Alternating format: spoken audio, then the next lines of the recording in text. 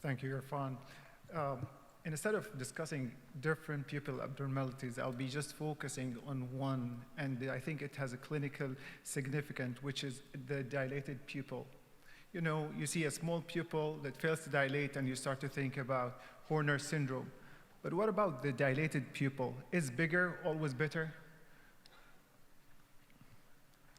When it comes to cars, definitely the answer is no. Bigger is not always better. But what about the pupils? The answer is also no. A dilated pupil can indicate a brain tumor, a brain aneurysm, orbital inflammation. So this is a finding that you don't want to miss in your daily clinic. Instead of discussing different approach, I'm going to discuss habits, 4 habits. It has nothing, no processing, no think process. It's very intuitive. So when you see a patient with dilated pupil and anisocoria, this is what I think you should do. And to illustrate that, we'll go through different cases. So this is a 14-month-old boy who was referred from AD.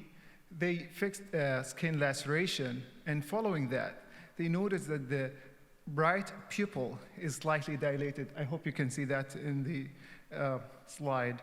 So they decided to refer him. Actually, they did a CT scan. It's part of their processing for orbital traumas. They did the CT scan. It was normal. But they noticed the dilated pupil, and they were questioning, what should we do? And the patient comes to you. It's like any other patient. You have to check vision. You have to look for ocular motility. And actually, the vision was good. He was able to fix and follow with each eye. No strabismus, ocular motility is full, and the anterior and posterior segments are normal. So what I would think about when I'm seeing this patient, I start to think about injury to the iris itself, injury to the ciliary ganglion, injury to the nerve, to the third nerve. Should we do what we do? Do we send him, do we do further medical assessment with the drops to confirm whatever diagnosis we have, or we should send him for further imaging, looking for a certain diagnosis? Well, before doing all of that, you should do one thing, take further history. So taking further history for this patient, we found that the physician in the ED used LET gel. And for people who are not familiar with this gel, it's lidocaine, epinephrine, and tetracaine. By taking 1 minute of extra history, you save the patient from further workup. So this brings us to the first habit, take a detailed history. It's very intuitive. You see a patient, you need to take history of medications, history of trauma, history of pain and headaches. That tells you could be an inflammation or you're dealing with an orbital process. Double vision. You have to ask if it's possible or look for signs of strabismus. This is a big list of medications that can cause anisocoria, and there is more medications that are not listed in this slide. Second patient, a 15-year-old girl. She's coming because of episodes of blurry vision and ocular pain. Checking her vision, 20/20, no strabismus, ocular motility is full, and the anterior and posterior segments are normal. The patient was aware of something, anisocoria. She said that sometimes I notice that my pupil looks different between the left and the right. Well, the first question that comes to my mind, do you have any photos? Yes. And this is because she was aware of this problem. She was taking different photos for herself at different times. And as you can see, 2 months before, there was no anisocoria. 9 months, yes, it's very similar. What do you want to do? Do you want to send her for imaging? What do you want to do? Do you want to do a further workup? No, you don't need to do all of that. It's benign. Something that has been lasting for that period of time and didn't give any other symptom. This is a patient with benign episodic unilateral mydriasis. It presents with a triad of blurry vision, periocular pain, and headaches. The episodes can last from minutes to days, and sometimes if you're not really confident about your diagnosis, you need to do the pharmacological testing, and reassurance is more than enough in these situations. Second habit, check all photographs.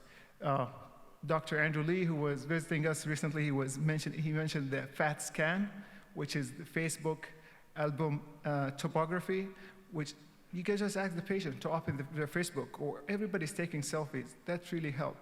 It can tell you about the onset, if it's long-lasting. It can tell you about the variability. Is it all the time there? And sometimes we just use it for reassurance and save the patient from extensive workup. This is the second habit. Let's move to the third patient. A 5-year-old boy came with blurry vision and photophobia. 20/20 vision again, no strabismus, no litosis or retraction. This is the pupil. I hope that you can see there's some anisocoria, minimal, and this is with dim light. You shine more light, the anisocoria is more clear, the left pupil is not constricting. What should we do? Just send him for further imaging? Do pharmacological testing? No, just look with the slit lamp. And with the slit lamp, you will see this very, very classical movement. It's a vermiform movement. From its name, it's like a worm moving. And this is very classical finding when you see a patient with tonic pupil. So a diagnosis was made based on slit lamp. We did the pilocarpine, and in this situation, the pilocarpine 0.1% is just to confirm your diagnosis. And yes, it is there. It's a tonic pupil. What is a tonic pupil? It's from its name. The pupil is at the beginning dilated and then over time get constricted. And tonic, small pupil. The light is affected. The near in the chronic cases is not, so the patients do a lot the light near dissociation. Vermiform movement is something that you need to look for, and the corneal hyposthesia. So because of the affection of the ciliary ganglion, these patients might have corneal hyposthesia, and you need to look for it if you have doubt. Pilocarpine, and this is very important, pilocarpine being 0.01%. You use it to look for the hypersensitivity. It's not diagnostic. A third nerve palsy can have a very similar response, so you have to look for third nerve palsy deficits. The causes are very similar: idiopathic, orbital, or neurological. This is a patient with bilateral tonic pupils and limitation of ocular movement. This is a patient with a Miller-Fisher syndrome, so you have to look for ocular motility too. This is the 3.5 months old infant referred for comprehensive check because of diagnosis of megacystic syndrome, microcolon syndrome, and the examination is pretty unremarkable. You look at the pupil, they're of good size, but you shine light and there is no response. Again, use the slit lamp, and the slit lamp shows hypertrophic appearing iris. And this is the time when you need to do further testing, and no response to pilocarpine, and the diagnosis was made with congenital mydriasis. These patients can have different systemic involvements, so you have to look for bladder, blood vessels, and brain anomalies. This is a 4-year-old. This is a patient with aniridia, and this is another thing that you have to keep it in the differential. A slit lamp exam can save you from sending patients for extensive workup. Just look with a slit lamp, and this patient has peripheral pannus, and this is what you think about patient with aniridia.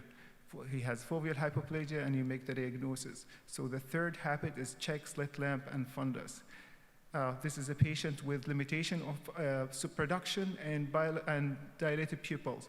He has an oval pupil, and this is a patient with dynamic oval pupil, and that can indicate a patient with midbrain syndrome. This is the last patient, and this is a patient with third nerve palsy.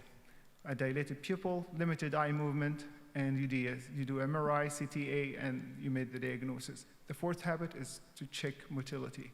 These are the 4 habits that I'm suggesting for everyone to use or to follow when you're seeing a patient with pupil abnormalities. Thank you.